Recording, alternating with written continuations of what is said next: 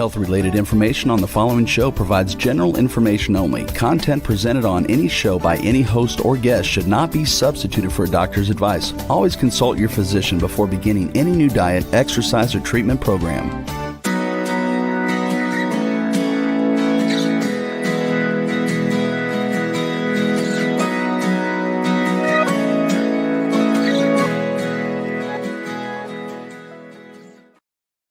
Welcome to Accelerated Health TV and radio show. I'm your host, Sara Banta. I'm a health coach, natural supplement expert, and a busy mom of three.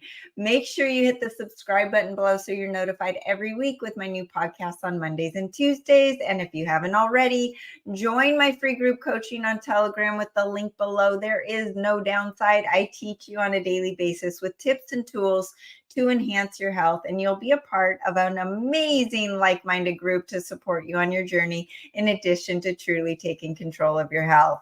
My goal is to reach everyone on earth with eyes to see and ears to hear my message of healing. So help me with that goal. Share this podcast with a few of your friends who may need my help. I'm super excited to have our guest on.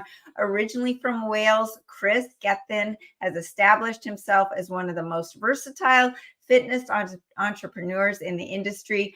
Formerly the editor-in-chief of Bodybuilding.com, he's competed as a lifetime natural pro bodybuilder, placing a high in second place in the Natural World Championships. And I'll let him tell the rest of the story. Welcome, Kris. How are you? Thank you very much. Really, really appreciate being on the show. I'm super excited, and I'm going to just announce the obvious for everyone out there watching.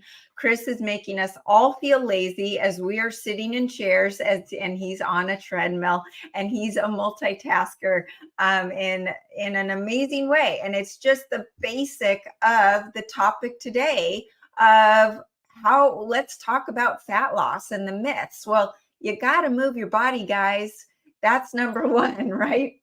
So, Kris, let's start with how did you get into this industry? What sparked the passion behind it? Obviously, you walk the walk and do what it needs to be done to get the muscle, burn the fat, and live a healthy lifestyle. Yeah, thank you. So I got into the fitness and bodybuilding industry initially by accident. I raced motocross for about 11 years, and that really took its toll on my body. I had quite a lot of injuries, even at a developing age, from a very young age, racing from the age of 6. And it was a back injury that really put the end to that career. And I went to see a lot of specialists, osteopaths, massage therapists, chiropractors, you name it. And nothing was alleviating me of the symptoms and the pain until I had physiotherapy and I started doing resistance training because I didn't have, tight muscles that would help align my spine or pull on my spine to help align it.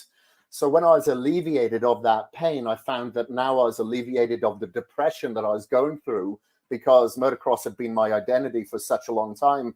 And I'd become kind of hooked on that adrenaline fix and I wasn't getting it anymore.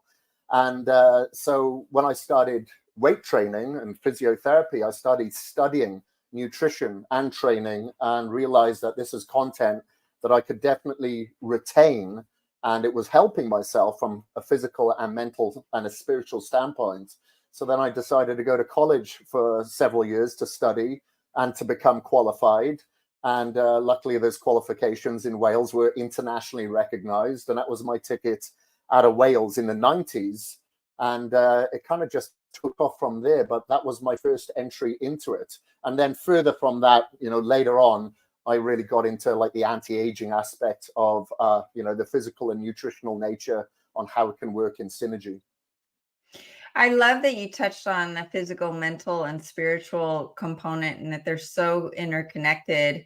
And I want to today dive into the fact that your mental health could actually be blocking your physical progress, but we'll touch on that in a little bit.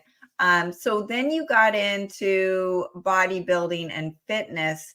Where was because the nutrition and strength training and physical fitness has changed in so many ways over the last 20 years.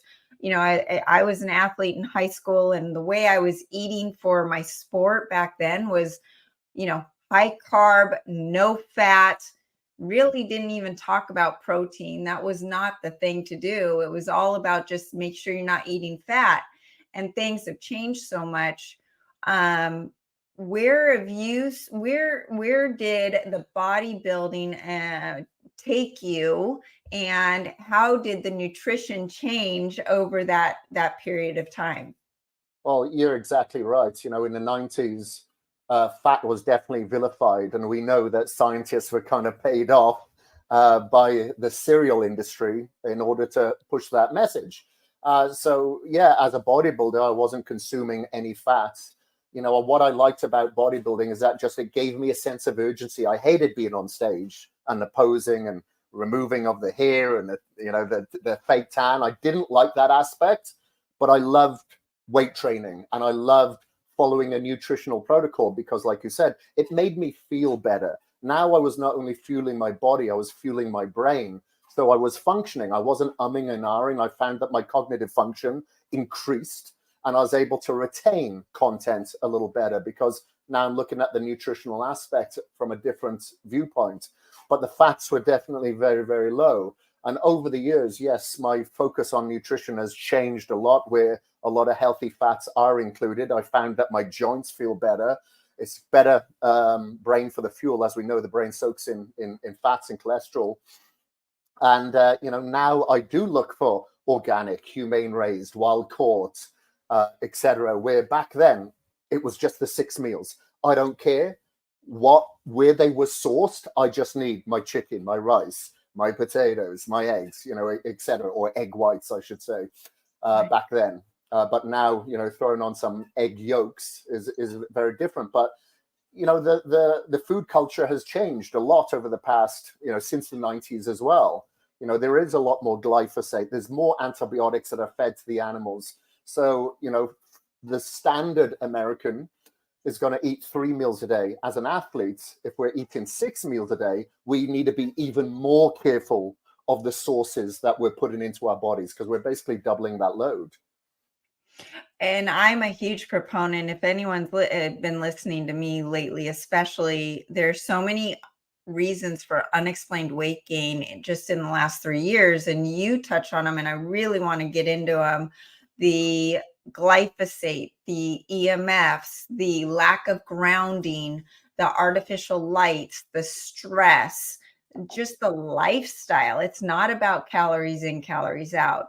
So can we dive into these unknown or more hidden causes of fat gain and muscle loss? Yeah, I love diving into this aspect. Touching on the EMFs. I'm sure if you put a post out there about EMFs, which I have done lots of times, people are quick to hate on you because it's invisible, much like nicotine back in the day. It was accepted and it's not going to do you any damage. However, we know years later that invisibility actually has caused a lot of complications in the future. But now we know that the iPhone 12 has just been banned in France, and it looks like Belgium and Germany and Spain are quickly going to follow because of the amount of radiation that's putting out. So they pulled all those phones. So we have to be very careful of that, especially with 5G. So what can we do? Yeah, put your phone on airplane mode. Do not have it in the bedroom, and definitely don't have it on charge near you because it will put out more EMFs. But there's things that we can do as well on top of that I always, I'm not sponsored by any companies I'm going to mention, by the way, but I use the Defender Shield phone case and the fanny pack, and I wear these Bahi trainers that are earthing trainers. Of course, I'll get out and take my shoes and socks off whenever I can because I've actually held an EMF reader with my phone in the other hand, and it goes through the roof. As soon as I take my shoes and socks off or wear these Bahi trainers, now the reading goes down because the EMF isn't just penetrating into me, it's now penetrating through me. So I think it's very important for us to, earth ourselves on a daily basis. And then as far as the glyphosate, the antibiotics, the genetically modified foods, however you want to put it, for sure, there's definitely a correlation there with weight gain as well. I just had a friend of mine who lives in India, but she's from Italy. She just went back to Italy for 2 months during the monsoon season. She said she lost 12 kilos while she was there, following the same diet as what she follows in India. It's just a different source of the food, such as, she was eating plenty of the pasta, the spaghettis, the Italian favorites, but she lost a lot of weight. And my wife's family are all Romanian, and my wife is. And some of her Romanian relatives, apparently, as soon as they come over here, they put on a lot of weight. As soon as they go back to Romania, they take it all back off. So, the source is definitely something to consider. And like I said, try to go wild caught, organic, humane raised, grass fed, etc., whenever possible. But our environment is very much different to what it was with, people staying up later. It's not uncommon for someone to call me at like 9 o'clock at night and say, hey, do you want to go out for a coffee?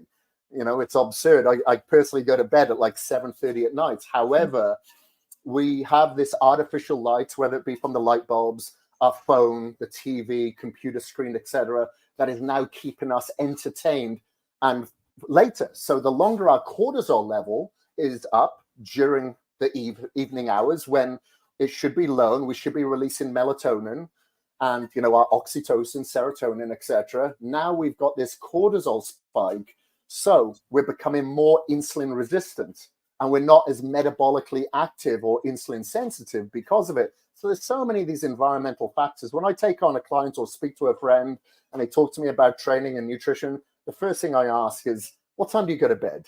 How much sleep do you get? What is the quality of your sleep? Do you track it? Because I think it's so important. We know that we can live so long without food. We can live so long without fluid. And, we don't live long without sleep. So when I was in college, I went to Stanford. So obviously I was surrounded by very smart people. And we did in a psychology class a study on sleep. And they took 5 individuals who are brilliant, right? Straight A students, deprived them of sleep for 48 hours. And we, as a class, got to watch them and just laugh at them because their mental awareness, their function just after 24 hours was as if they were a kindergartner. I mean, they could not form sentences. They could not do anything. And they also had a very hard time just keeping awake, but they had to stay awake for this experiment.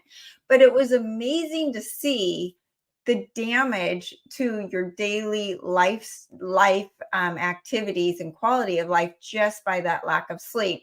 And for any moms out there, know if you're getting up in the middle of the night and breastfeeding your child and how you literally become depressed, anxious, you're short-tempered, you can't function, you just from being interrupted in the middle of the night. It is the number one thing. So when you are trying to take supplements and trying to eat right, but you don't have your sleep dialed in, the other stuff doesn't work. And sleep is that cornerstone. And I totally agree with you. And the EMFs is a difficult thing to get across to people because it's invincible. If you can't see it, right? It's invisible. So people don't understand it. They also don't want to get rid of it because this is their life. And I'm guilty. It's right here. And you've got the kids needing it, and it's a cause of anxiety and depression. But it's not just a cause of anxiety and depression because you're seeing things on Instagram that you want to be a part of. It's causing brain issues because it's scrambling your brain. The EMFs are scrambling your brain. And so what is it doing to your fat cells? Well, your fat cells are saying, okay, I'm in survival mode because I'm under threat. So I need to store more body fat to protect myself from being eaten by the tiger or eaten by the iPhone. And your body goes into that survival mode. And same with the artificial lights, same with the glyphosate, same with all of these other threats. And then you've got the addition of the spike protein. and what it is doing to the body and causing the liver to actually have this more propensity to gain fat as well. So this is a huge issue. It's not just about calories in, calories out. It's not just about eating chicken and broccoli. Our broccoli isn't the same as it was 50 years ago, and the chicken's not the same as it was 50 years ago. So the food we're taking in isn't even what we grew up with. And just to emphasize what you said about eating food in different countries, I have a friend who came from the Ukraine. Now, she's in war, right? Obviously, a lot of stress in Ukraine, comes to the United States, no war, doesn't need to go into her basement 5 times a night with the sirens going like she did in the Ukraine. But the food supply is adulterated here. She gains weight. So she is not obsessed with food. She's not obsessed with body image. She comes here, she eats the way she was eating back there, but the food there, even though they're in war, they grow their own food. It doesn't have the glyphosate and it doesn't have all of these other things. So just another example of the sourcing of food. Will you touch a little bit more on grounding and where that comes in on the health of the body? And when we're talking about the health of the body, this goes back to the body's ability to lose fat and maintain a healthy body composition as well. Yeah, for sure. So as we know, inflammation isn't the perfect environment for us to lose body fat. However, if we're inflamed because of the toxic overload that we're faced with in today's society, whether that be estrogenics that is in water supply, or the phthalates with personal hygiene, creams, shampoos, etc. And then we have the pollutants, then we have the EMFs, we have the artificial light, and then the pollutants that are in our food, or the glyphosate, etc., antibiotics. And as we know, like you said, the food that we consumed many years ago is very different today because of overpopulation, overharvestation. The mineral and the vitamin count within the soil is very, very low now compared to what it was, regardless if it's organic or not. So there's just a lot of inflammation. And then if we're an active individual on top of that, there's even more inflammation, more free radical damage, more reactive oxygen species that we're dealing with. So then to help get rid of this inflammation, and this isn't just me saying this, this is science actually saying this, there's been a lot of studies on it. If we earth ourselves, ground ourselves, they've actually shown heat scans on the body where the inflammation goes down. So you can see that redness on those scans really turn more into a blue, less inflammation after somebody has earthed or grounded themselves as opposed to before.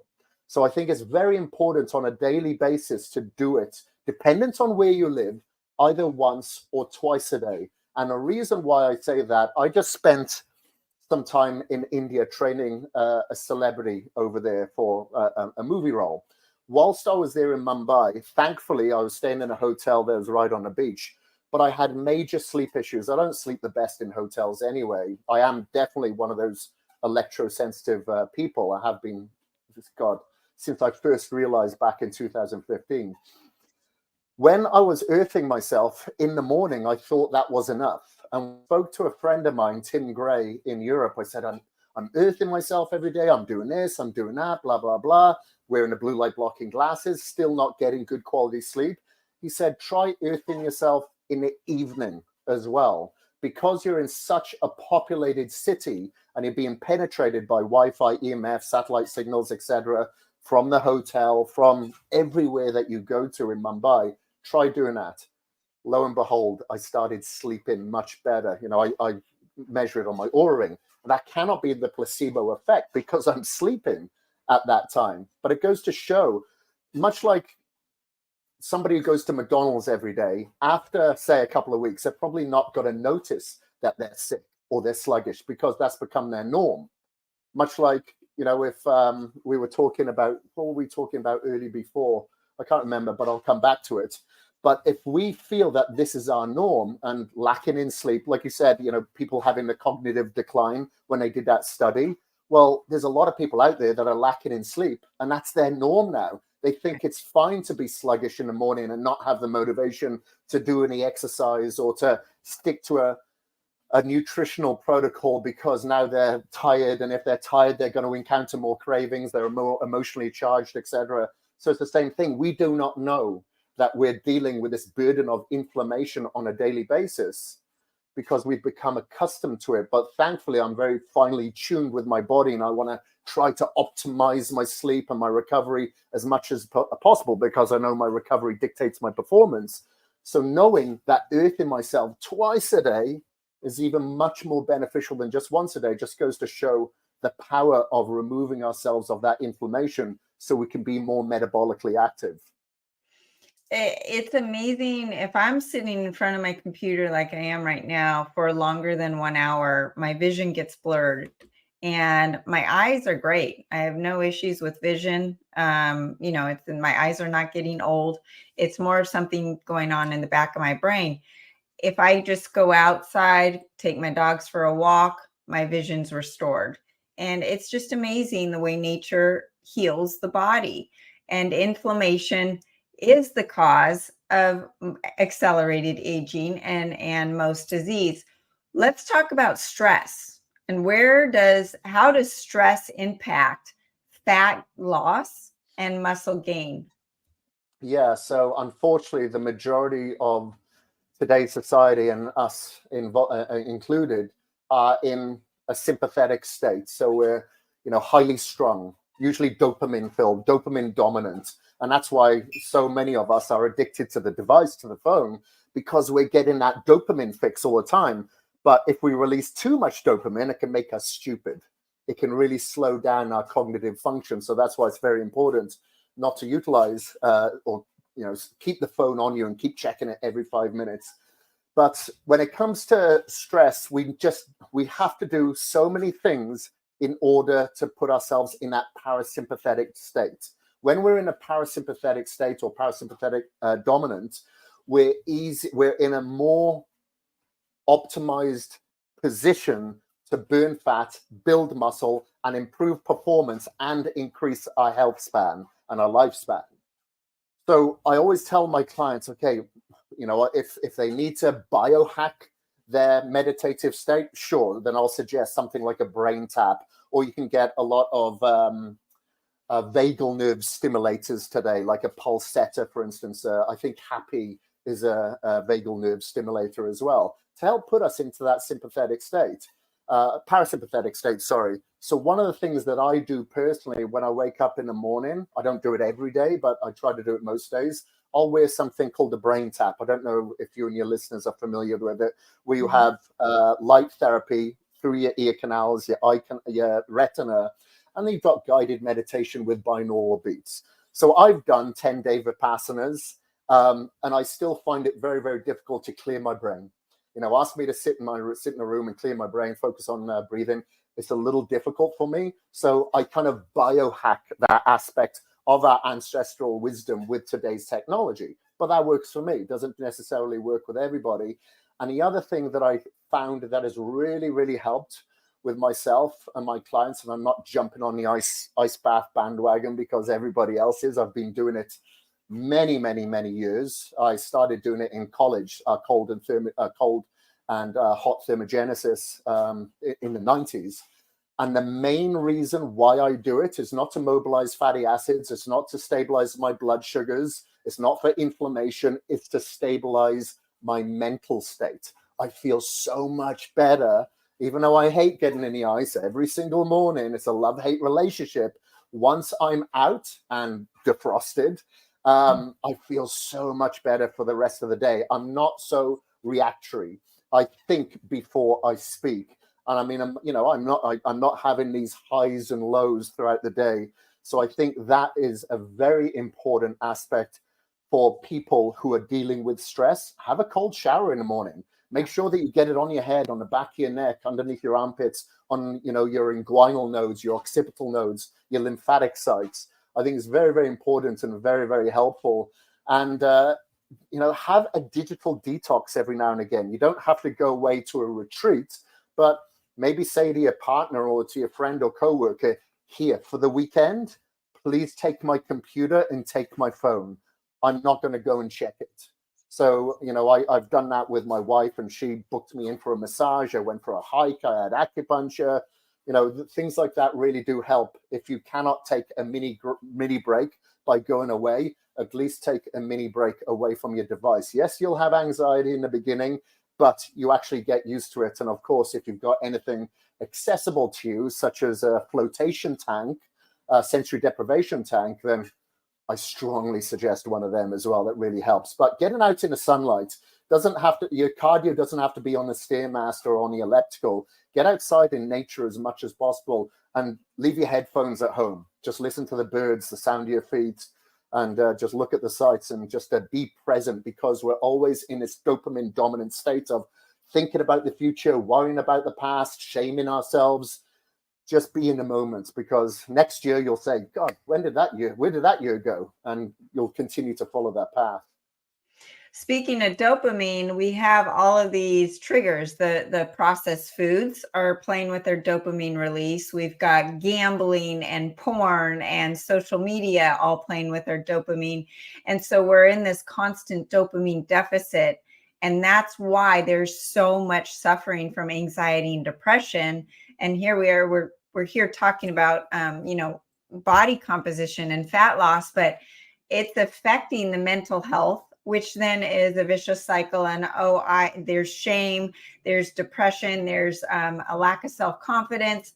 I'm fat, I don't look good. Well, when you think those negative thoughts, and this is what I wanted to make sure we touched on, is when you have those negative thoughts, do you think your body's really going to let go of any fat weight or build muscle?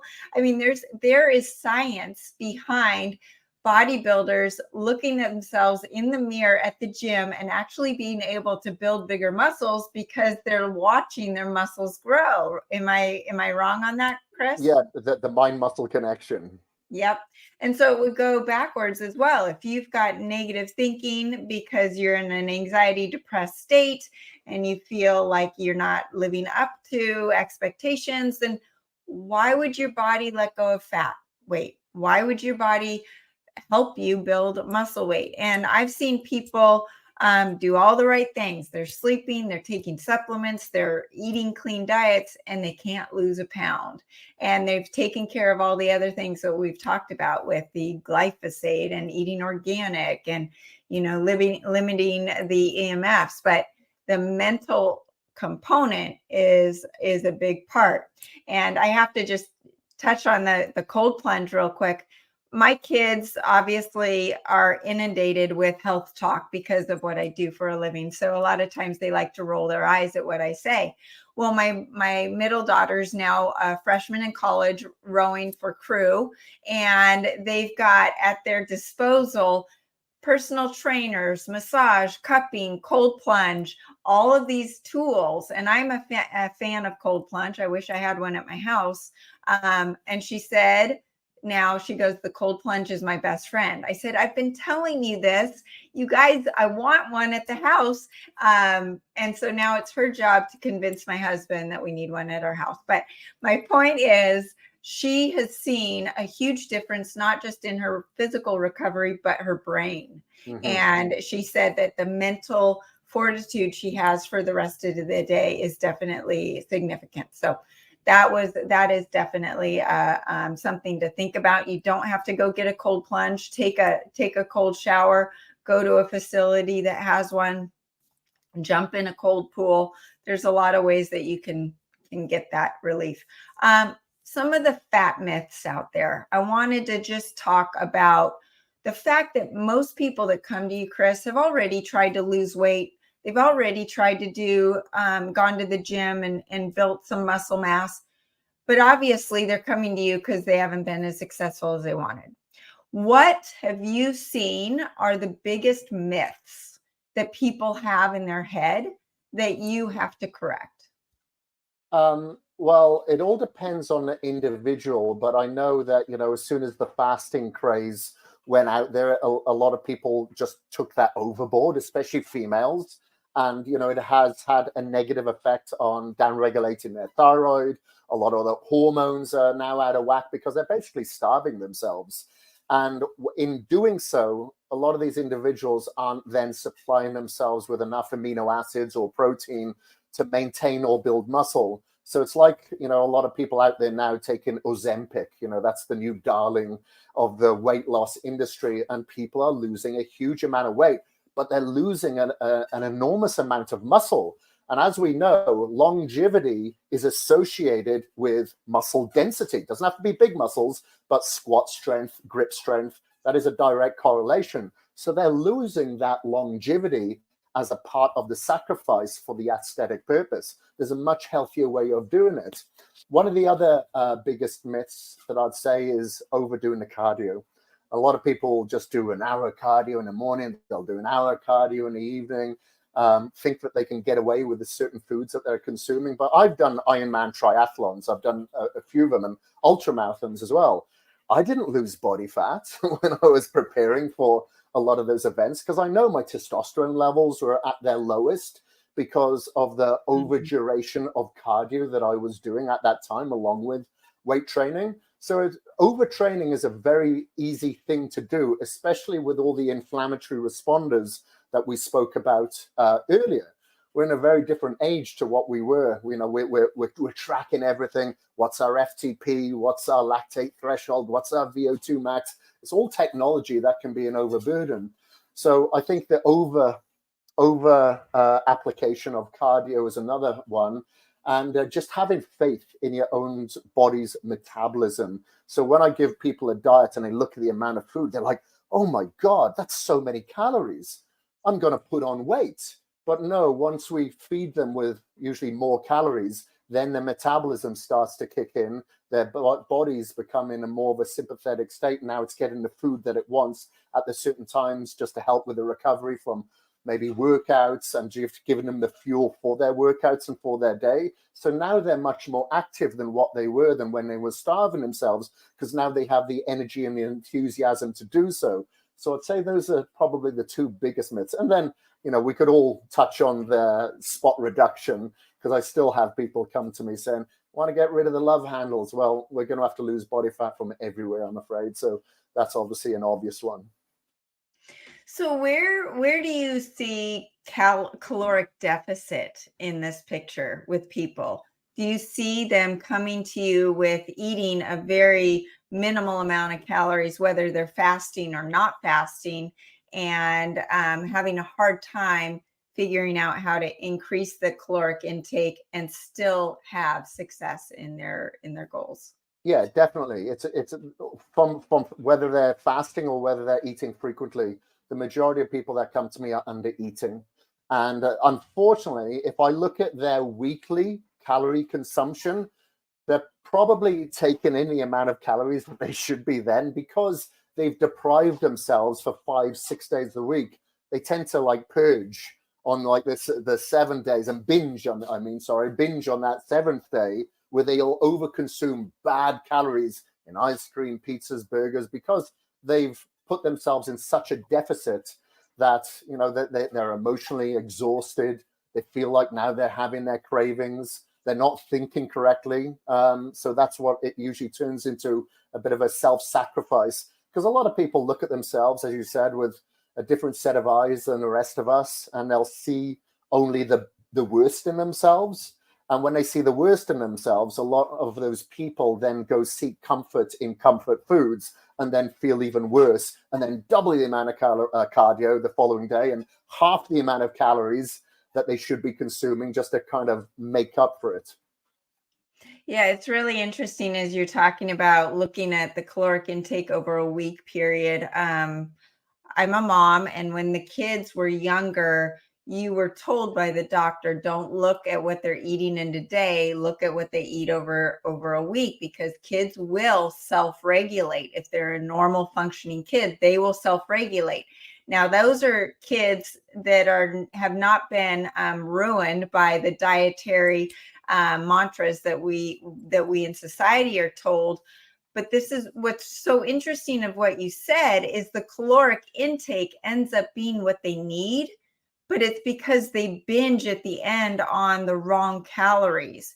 So if you start increasing your caloric intake on the right calories from day one of the week, then you won't have the propensity to binge on the Ben & Jerry's and the pizza.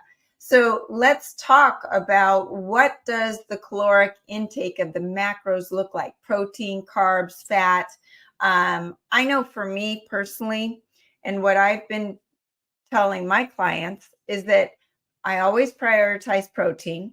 It seems like the one thing that everybody is kind of equal on, where some people run on carbs better, some people run on fats better, depending on what your fat loss goals are or your weight gain goals. In my own household, I've got a daughter that wants to bulk to do better in her sport. I've got another one that wants to just get stronger and leaner. So, everyone's got their different goals.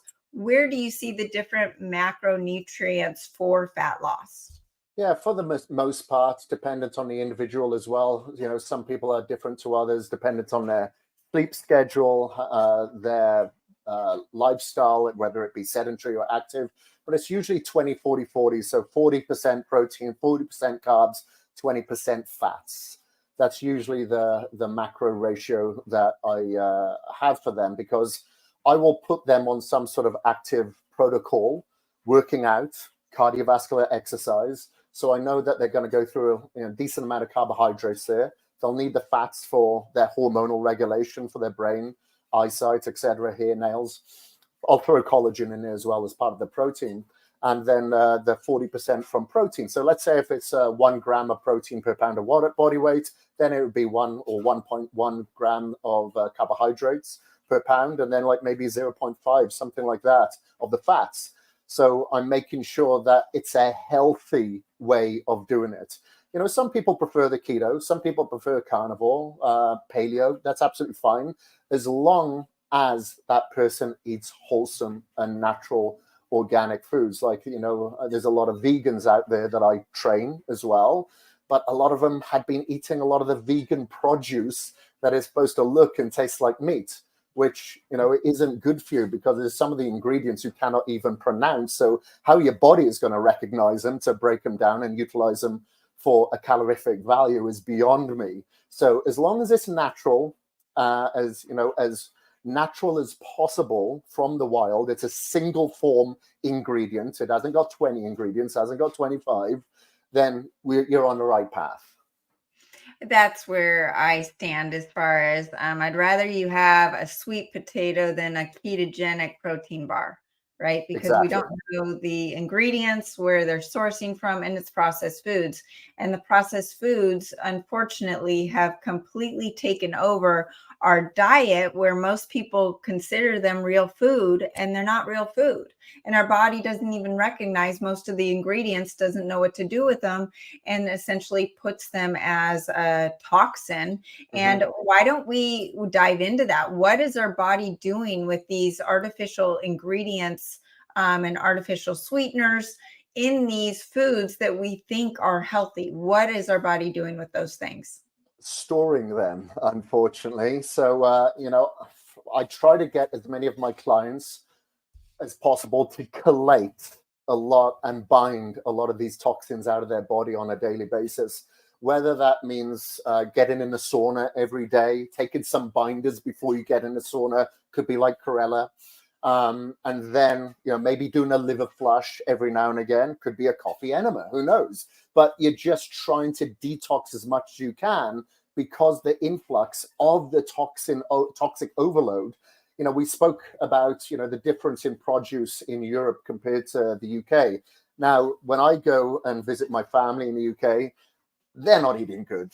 They're not eating good. However, I know that everything that they're consuming is more so homemade. So if they're having a dessert, it's got sugar in it, and that's it. Where over here, we've got like a lot of high fructose corn syrup. We have a lot of these artificial sweeteners that we don't generally have in Wales as much. So now this has become a toxic burden to the body. And the diagram that I like to show my clients, I'm like, this is your fat cell here. This is your bloodstream. Your job is to get this fat, or some of this fat, to be used as a calorific value to go into the bloodstream and your body can utilize it as energy. But now between the fat and between the blood supply, you have this toxin. You have all these toxic overload. And now it's much more difficult for your body to utilize the fat source as energy because it's got to get through all this toxic burden that you've accumulated in your body.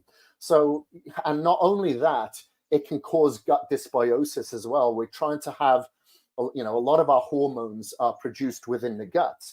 But now if we're causing this gut dysbiosis from this overconsumption of artificial sweeteners and a lot of artificial ingredients that I won't even get into, then of course your immune system's going to be down, your hormones going to be down, you're going to be in a compromised state, and you're not going to be as efficient. So think of that rust in the gas tank of your car. At some point, that's going to get stuck in your engine and you're not going to be able to move anymore. So think of the toxic burden as a similar way. You know, you may, and it can increase cravings as well because it does light up the brain. We've shown, you know, they've shown this in studies that it will light up the brain as well. So if that bliss point lights up, then what's it going to do? It's going to crave sugars or something sweet for the future. You're speaking my language, because the cravings for sugar has 3 pathways to the brain, where heroin and alcohol only have 1. And so when people say, oh, it's just a lack of willpower that they can't stop eating, it's not. It is part of our human wiring that has caused these addictions, and these big food companies that make the processed foods, they're no dummies. They are putting ingredients in those foods to trigger this addiction, so we buy more. And you were talking about cereal in the 1990s, and it made me think about when I would go work out on a Saturday morning, I'd come back and I'd have like 3 bowls of Frosted Flakes. Why? Because Frosted Flakes had zero fat, so it was totally fine, right? I'd have the skim milk and the Frosted Flakes, and it was great. But my brain, it would say I'm even more hungry than when I actually started eating. And if you think about it, that doesn't make sense. Why would you be more hungry when you have already started eating food than before you actually started? That's not the way it's supposed to work. We have a couple minutes, and I want to touch on the importance of hydration. So can you just talk about where that fits in with fat loss? I'm glad that you brought that up, because hydration is so under accepted, unfortunately. Like, it helps everything from brain function to poor performance to muscle contraction and relaxation, and obviously for our health. You know, it's like our coolant for the body. We perform longer, better, further if we have that coolant in our body. The one time, this is how I came across it. When I was in India in 2013, I found that no matter how much I was drinking, I just couldn't hydrate enough because of the humidity. I run hot anyway, so I'm just sweating profusely. And then I started drinking coconut water and realizing, wow, the electrolytes in here are now hydrating me more, and I don't have to have a stupid amount of volume of fluid. Still, it was very important. Still, I was drinking like a gallon of water a day, but instead of now 2 gallons of water, I could have a gallon and the coconut water. But I have noticed with myself and all my clients, if they are down with their performance, whatever I've got them doing, it's usually not the food. Sometimes they can get away with a little bit of sleep, but if their hydration is down, they are stopping a few repetitions short or a few meters short of their time that they're supposed to be sprinting at, or their weight is down, the resistance that they can push is down, and that is all down to dehydration. A lot of us think that having a cup of tea or a cup of coffee is hydrating, but the caffeine in it can have a diuretic effect, so it makes you pee more. So you have to drink a lot more. So whenever I have a cup of coffee or something like that, I usually chase it with 2 glasses of water just to rehydrate myself. Going back to the UK, but it's the typical mentality of the society there that drinking tea and coffee all day is all you need.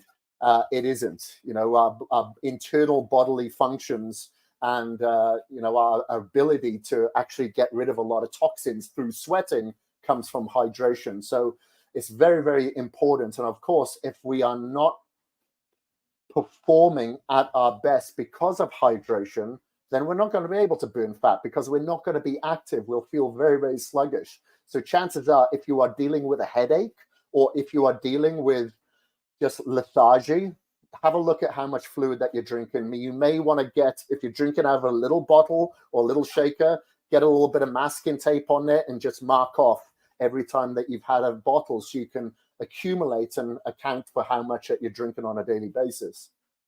Yeah, and I know a lot of women have a hard time drinking water because they think it's going to make them bloated or gain weight, which is actually flushing out the toxins that we've been talking about that are inhibiting your weight loss. So it's the exact opposite, and making sure you take in those electrolytes with the water to create that the sodium potassium pump, allowing the transfer of the toxins out of the cells and getting nutrients in.